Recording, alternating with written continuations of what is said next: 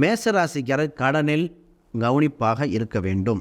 இவர்கள் செய்த தவறுகள் என்னென்னா, உறவுகளுக்காக கடன் வாங்கினது ஒன்று. ரெண்டாவது, ஷேர் மார்க்கெட் இன்வெஸ்ட்மெண்ட்டுக்காக கடனை வாங்கிட்டு இப்போ ஷேர் மார்க்கெட் டவுன் ஆகிடுச்சின்னு கடன் பண்ணிட்டாங்க. அதில் கோல்டில் போட்டுறதால பரவாயில்ல, அதில் போடுறான் அப்படின்னு. ஒரு சிலர் கிரிப்டோவில் போட்டு பணம் எங்கே இருக்குன்னு தொலைவிட்டுருக்காங்க.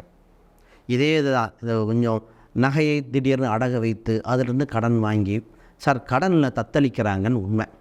இதை மீண்டு வர ஒரு சில கோயில் பரிகாரம் எழுதி கொடுப்போம். அதை பண்ணிக்கிட்டால் கொஞ்சம் மீண்டு வந்துடுவாங்க. இந்த கடன் சம்மந்தப்பட்டது இவங்களுக்கு இன்வெஸ்ட்மெண்ட்டில் ரைட் இன்வெஸ்ட்மெண்ட்டாக பண்ணிக்கணும். இல்லை இடமோ வீடோ அந்த மாதிரி பண்ணணும். கடன் தேவையற்றதை தவிர்ப்பது நலம். இதான் ஃபஸ்ட்டு. இதில் இந்த கடனை ஹெல்த் பாயிண்ட் ஆஃப் வியூ வாங்கினா அது அவாய்ட் பண்ண முடியாது. அதுவும் உடல்நிலை சரியில்லை, ஃபேமிலிக்காக வாங்கினது, திருமணத்துக்காக அதிக கடன் வாங்கின இந்த ராசிங்க. இப்போ 10 லட்சம் 15 லட்சம் இந்த ஃபங்க்ஷன் நிறைய வச்சாங்க. மெஹந்தி ஃபங்க்ஷன் இருந்து நானே பல பேர் சொன்னேன், அதெல்லாம் வேண்டாம், அன்னெசரி கடன் வேண்டவே வேண்டாம். இது மீண்டு வரணும். அப்போ அந்த கால சூழ்நிலை படிப்படியாக இந்த குருவில் ஒரு சேஞ்சஸ் கிடைக்கிது. ஒரு பொருளாதார உயர்வு வரனால ஏதோ ஒன்றை விற்று வாங்கலாமாங்கிற சூழ்நிலை வந்திருக்கு. அப்போ நிச்சயமாக படிப்படியாக மீண்டு வருகிறார்கள்.